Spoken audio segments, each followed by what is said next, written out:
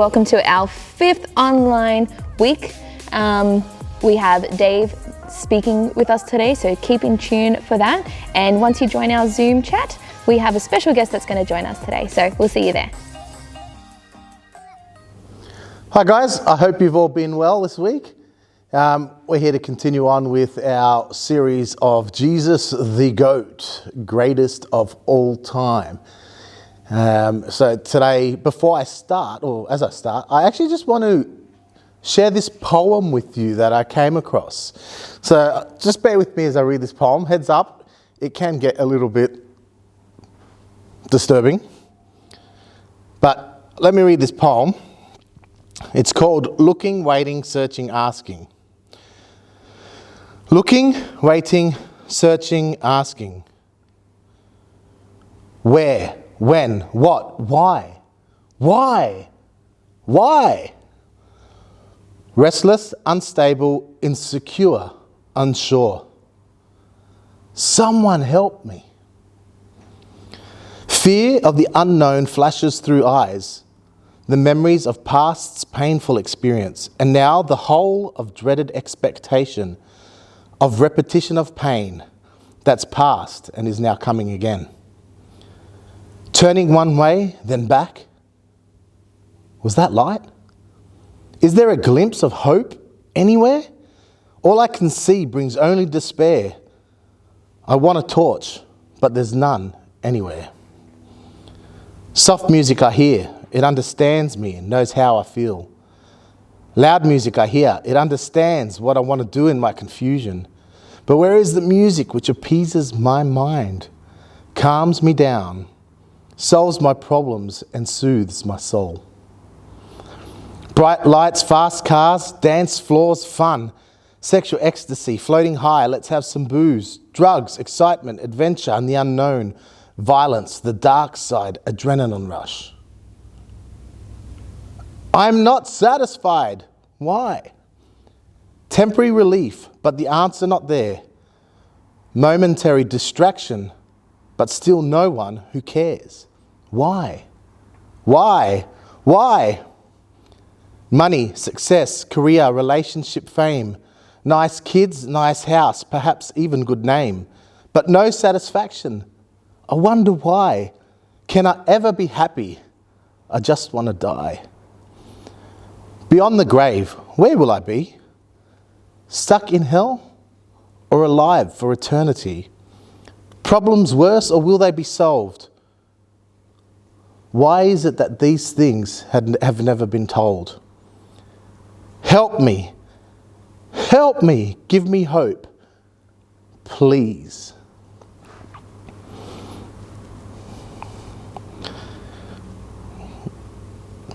So that is a poem that I came across, and I just read it and I thought, this person sounds like they're pretty troubled and quite alone. It seems like they feel insecure and very unsure about life and where life's taken them and who's going on that journey with them and what exactly to do. And it's like they're looking for something, they're unsettled, and it just sounds like there's so much uncertainty, so much insecurity in their mind, in their heart, in their world. They sound lost. Now,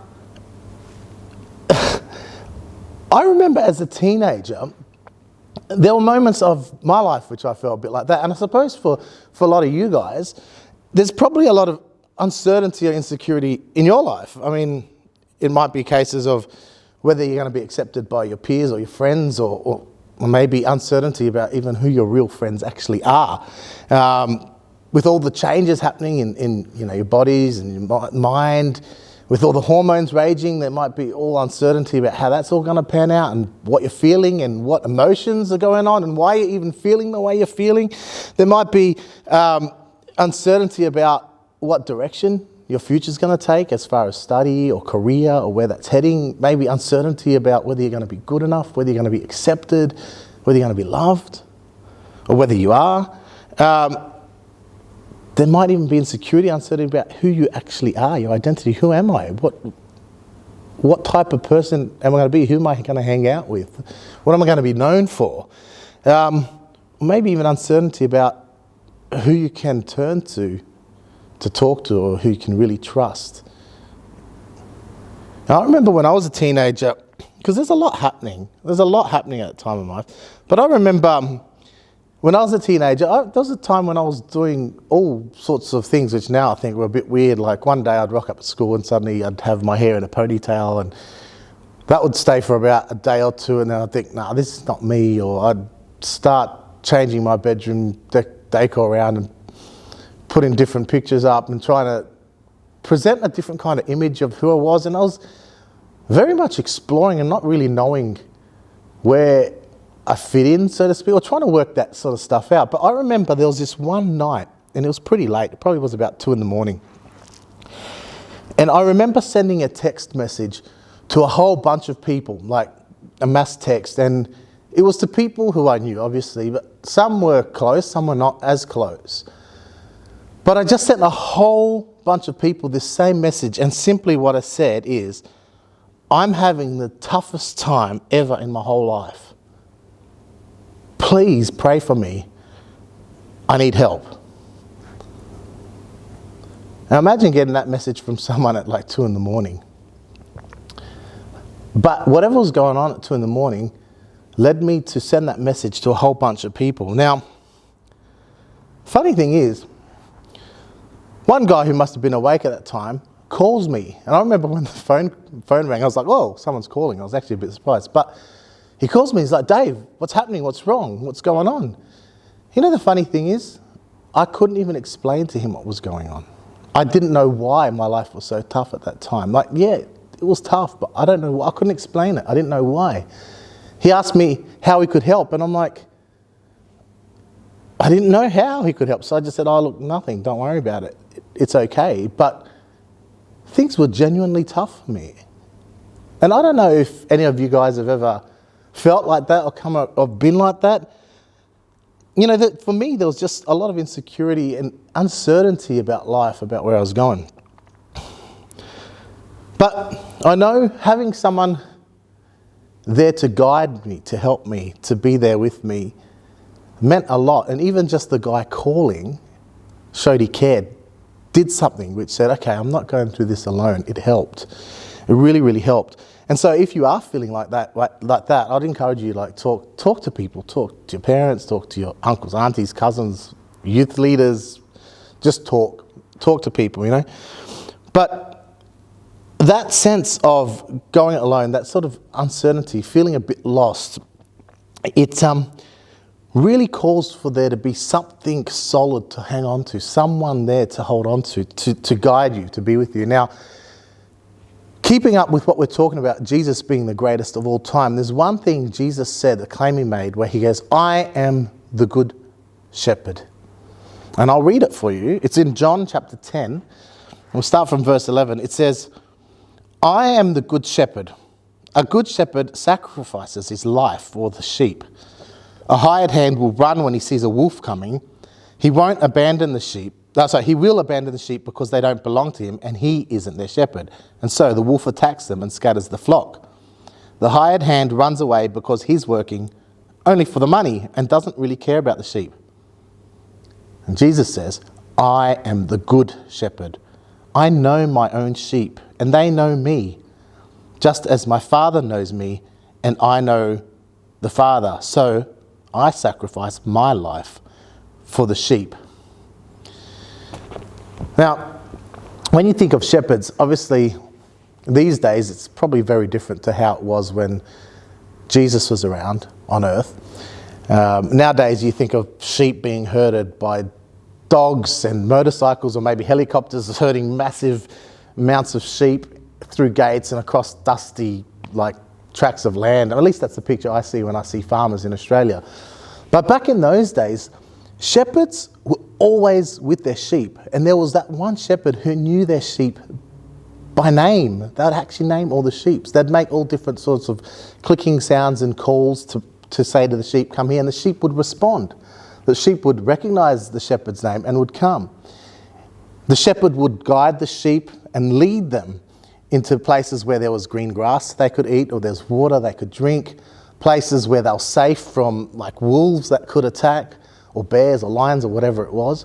And if the sheep were hurt, the shepherd would personally tend to the sheep and sometimes even carry the sheep around the neck. They would have their tools like their rod to fight off animals that were trying to attack. They'd have like their staff which had the hook to sort of guide the sheep back on the right path and essentially make sure the sheep were safe.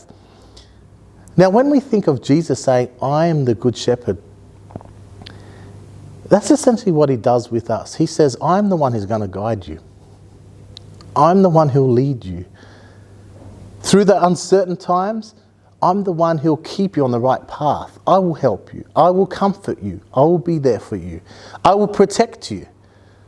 So even though you go through places which might be scary or dark or uncertain or insecure, Jesus is our good shepherd. When we're hurting or broken, he's the one who will bring healing to us and nurture us and feed us. You know, and he says, I'm not like other shepherds who are just paid to do work, to look after sheep that are not theirs. And so when there's danger, they run away to save their own skin. He goes, I am the good shepherd and I love my sheep. So he's talking about us being his sheep. And he's a shepherd to the point, and he loves us to the point where he's willing to lay down his own life, to give his life in order that we will be safe and well. And, you know, that's actually exactly what he did. You know, when he came to this world, he looked at this world and he said, and he looked over the cities and he looked over the people and he was troubled because everyone, he said, were like sheep who were scattered and lost and without a shepherd. Each one of them not really knowing where to go or what to do. And he goes and says, I will give my life so that they may be saved. And that's what he did. He died on the cross for us, gave his life so we may be saved. But obviously on the third day again, he rose again.